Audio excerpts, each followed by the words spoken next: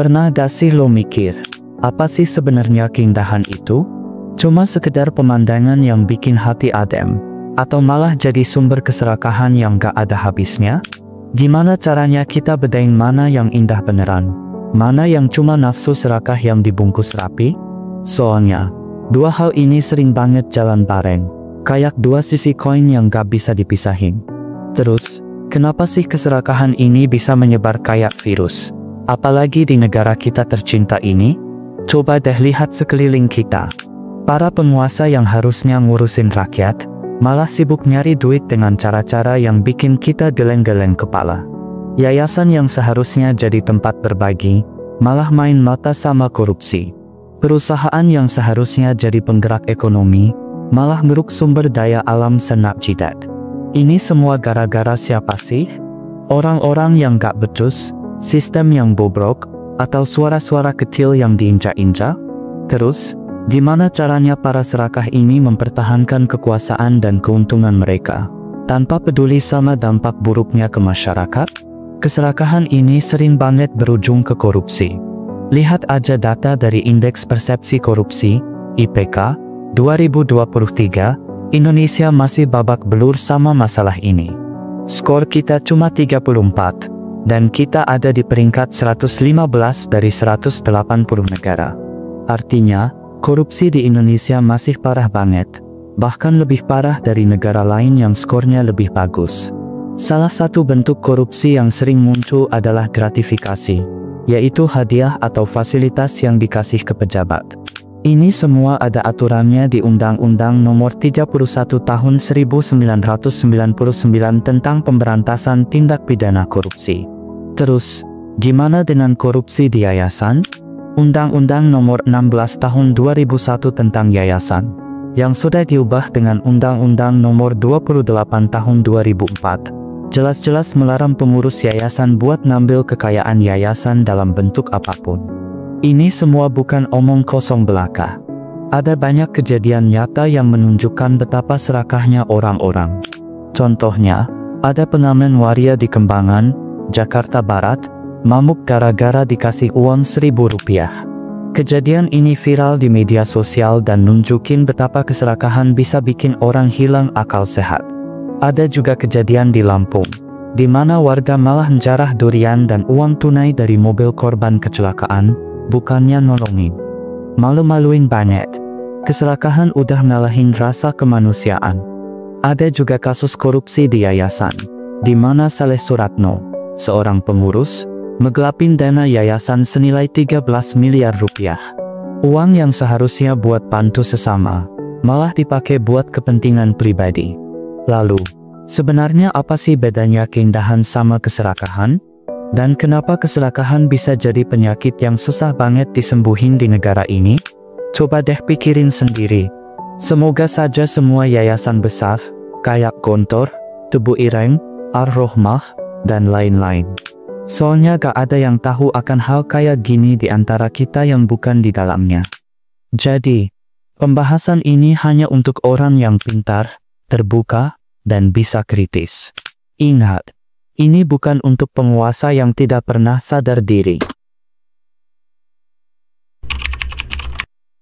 Ini sudah lama diperingatkan oleh berbagai agama, kitab suci, filsuf, hingga karya seni populer. Banyak ajaran agama, seperti dalam surah At-Takatsur dan Al-Humazah dalam agama Islam, Matius 6 ayat 24 dan surat pertama Timotius 6 ayat 10 dalam agama Kristen, Dhammapada dalam agama Buddha, Bhagavad Gita dan Upanishad dalam agama Hindu, serta Taurat dalam agama Yahudi. Semuanya sepakat bahwa cinta harta yang berlebihan dan keinginan menumpuk kekayaan tanpa batas adalah hal yang negatif. Ajaran-ajaran ini menekankan bahwa keserakahan membuat manusia lupa akhirat, menjadi kikir, suka mencela, dan merasa harta bisa mengekalkannya.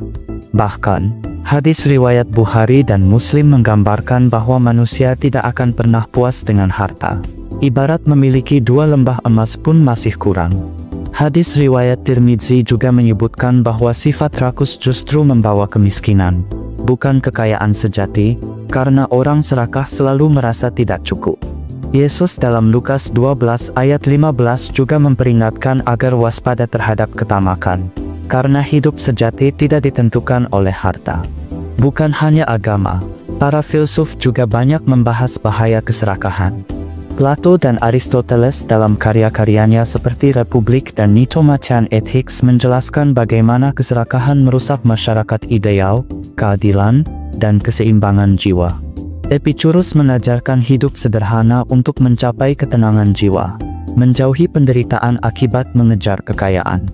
Para pemikir seperti Aquinas, Rousseau, Kant, Marx, Nietzsche, Rawls, hingga Nussbaum dalam karya-karya seperti Summa Theologica, Discourse on the Origin of Inequality, Das Kapital, dan Frontiers of Justice, melihat keserakahan dalam konteks yang lebih luas, seperti ketidaksetaraan sosial, ketidakadilan, kapitalisme, dan etika.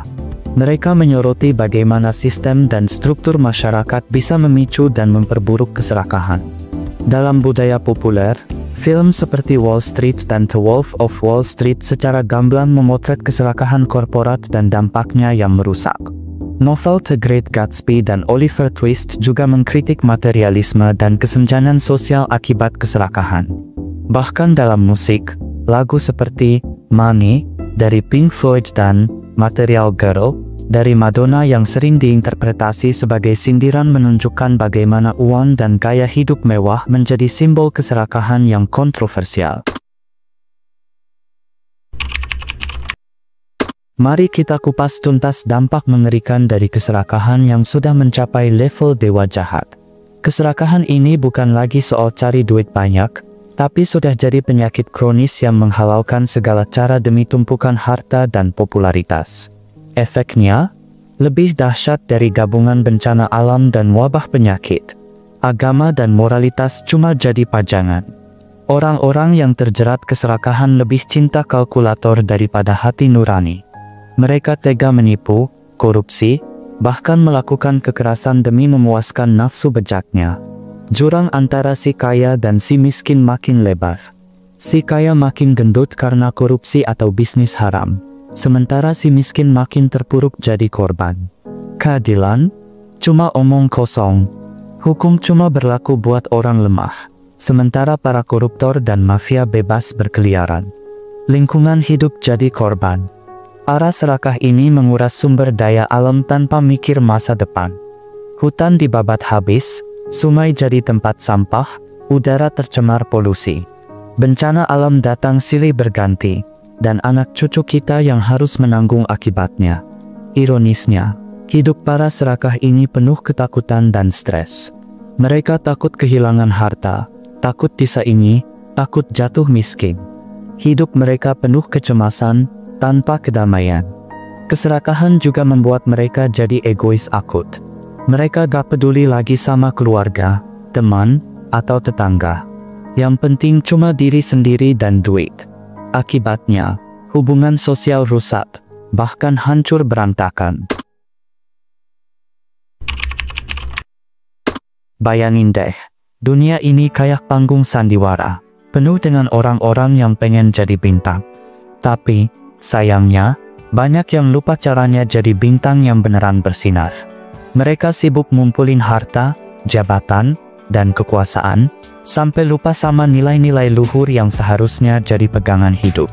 Nah, biar kita nggak ikut-ikutan jadi bintang palsu, kita harus tanamkan nilai-nilai kayak jujur, adil, bersyukur, sayang, dan empati sejak kecil.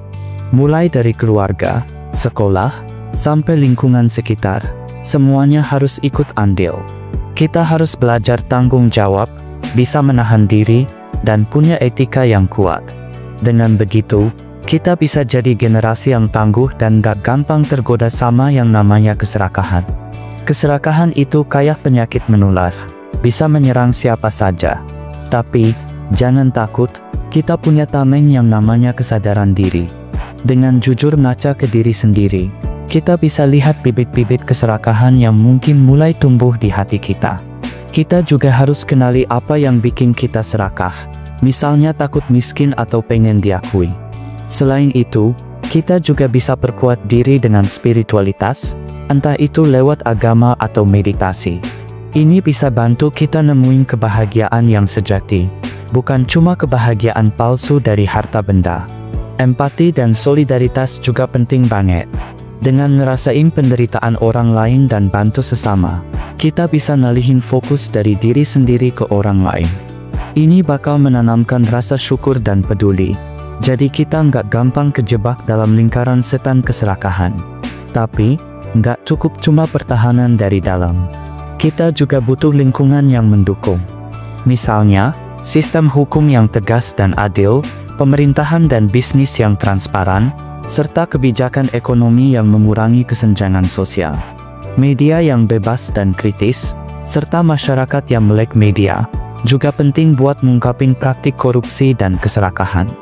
Organisasi masyarakat sipil harus jadi pengawas kinerja pemerintah dan perusahaan swasta, dan menyuarakan kepentingan publik dalam masalah keserakahan.